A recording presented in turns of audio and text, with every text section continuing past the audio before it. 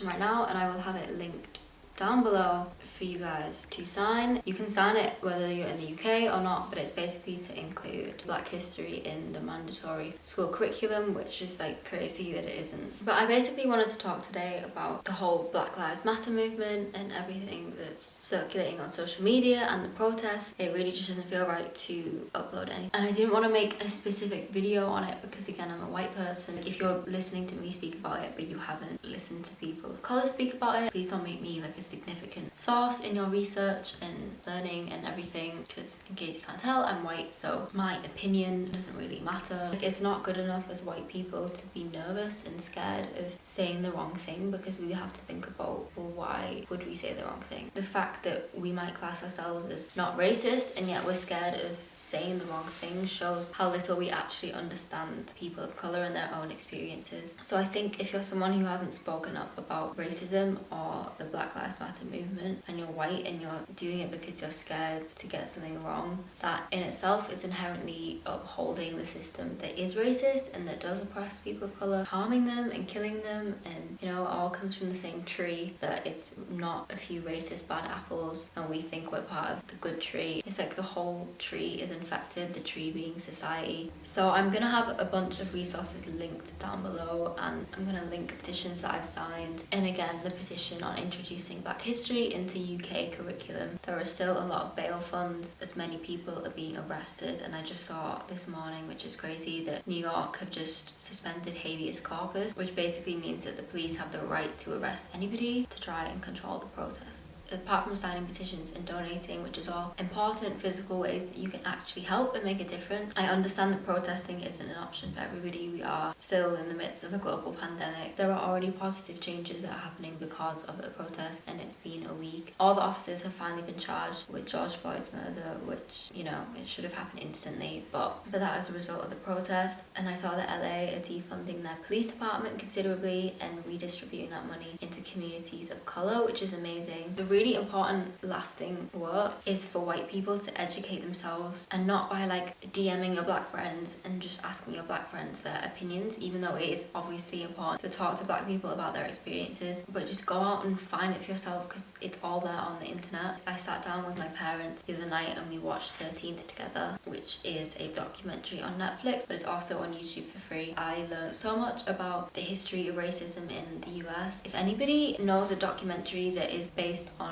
UK experiences, please let me know, because obviously it was so eye-opening to learn about racism in the US and its history, but I can see a lot of British people trying to suggest that the UK isn't as bad, and I've seen so many comments which just annoyed me so much, basically berating protesters, especially in London, being like, why are they rioting, calling them idiots, saying that the problem isn't in the UK, which obviously it is. I think the reason people think that is just because guns aren't legal in the UK, so we don't have shootings all the time, and we don't have innocent black men, women, children getting shot by the police all the time. It's just more obvious to society. We still have black people getting beat up by the UK police, like it's no different. We still have kids getting murdered by bullies at school just because of their race. We still have discrimination. Racism doesn't just take the form of physical violence, and people really need to educate themselves and learn about it. I just keep thinking, not only do we have racists, but we also have people who would claim that they're not racist and may not hate black people or people of colour based on their skin colour, but they also don't do anything and they don't speak out, and they would never sign a petition which takes literally 2 minutes, and they're ignoring people's Instagram stories because they're uncomfortable. How is that any better? You're just sitting by and letting that happen. It's just a product of the society in which I've grown up in, and it's not right. There's just no excuses for that, and all we can do is keep trying to be better. So please educate yourself. I actually watched American Son last year with my mom. It's so heartbreaking, and it gives you a really personal story of what it's like to be black in America. Facts are great. Watching documentaries and getting facts are great, but also I think the beauty of drama in film is that they really make you feel and they really make you connect emotionally to certain experiences. So please watch American Son. Again, it's on Netflix. And the thing that I can't even fathom is that I was in tears watching that film, and I felt so emotionally connected to what was happening. My experience just watching the film is not even a fraction of what black people go through every day, which is so heartbreaking and so wrong. And the fact that people could question that it was wrong and try and debate that it was wrong just infuriates me. I've also downloaded the book Why I'm No Longer Talking to White People About Race, and yesterday I listened to maybe 2.5 hours worth of her podcast on Spotify, which I love because it's so UK based and it really explains why working class white people are so pitted against people of colour. And I think that says so much about why Brexit happened as well. Again, if you're from the UK, that's something you can listen to, and it's absolutely free as well. And then this morning I've just been watching so many YouTube videos by black people. I'm watching a lot of TED Talks on racism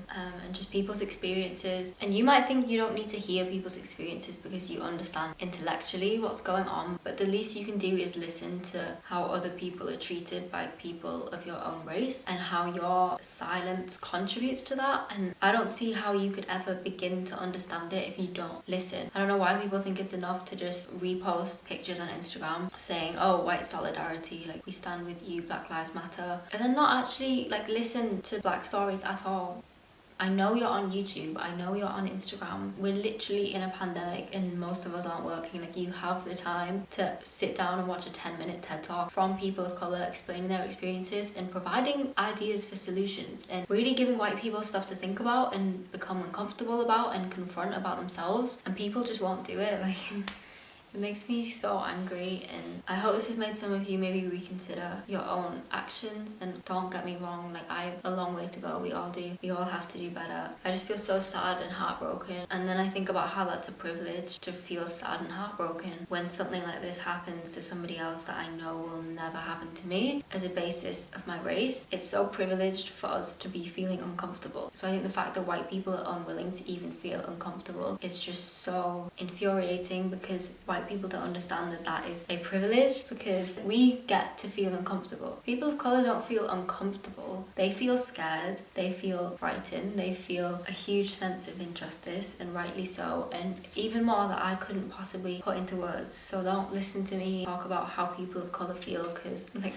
what do I really know? So yeah, I will link a bunch of YouTubers down below, a bunch of YouTube videos, TED Talks, shows to watch on Netflix, books, petitions, places where you can donate. I'm sure you've seen it a lot by now, but it can't hurt, and maybe there'll be petitions you haven't seen. I'm just gonna get on my day. I'm gonna continue to listen and learn and reflect, because again, I'm privileged enough to have that be something that I can do. But yeah, I have no plans for today, obviously. My mental health this week has been very low, and the weather's been affecting my mental health so much in conjunction with the news and everything that's happening. I want to take some time just away from my phone and just to sit and paint, maybe journal, read, and just take some time for my brain, because you can't pour from an empty cup. And I've definitely had a bit of a slump, which again, given the current circumstances, is like absolutely fine. Yeah, I just feel like I need to release some energy and just maybe take a nap. I don't know. I'll take you guys with me. Also, please, if I've said anything that comes across as very privileged that I haven't addressed, or I'm saying something that is misrepresenting the experiences of people of colour, please tell me, because I want to be your ally. I'd hate to think that I was spreading some kind of misinformation or something, or just reinforcing white privilege, which I get that inherently I will be doing that. But yeah, just please let me know and please correct me. And I'm not afraid of feeling stupid or guilty or like an idiot, because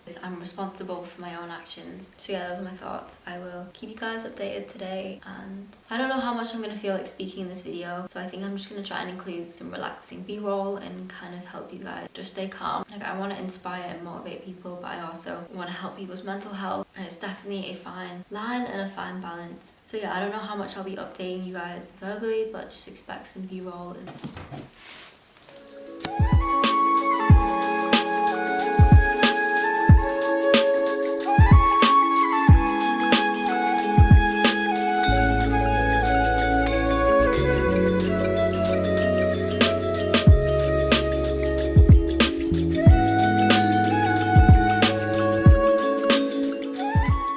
so it's been a few hours. Me and mum had lunch together. Mum had like a quinoa salad thing, which looked so nice. I think I'm gonna have some for dinner. I just opted for cucumber and pita bread sandwiches and hummus, and then I just had some salted chocolate as well. I don't know what it is about salted chocolate, it just makes everything so much better. I've had a nap, and then I think now I'm gonna do some Spanish, but also I'm gonna continue reading Why I No Longer Talk to White People About Race, which is super insightful, and I think every white person should read it. It's 2:30 now, so I'll probably do that for maybe an hour, but I'm just trying to focus on very near future of like the next hour and a half. Otherwise I just feel like I have no purpose, and it kind of makes me sad. So that is what I'll be doing for the next hour and a half.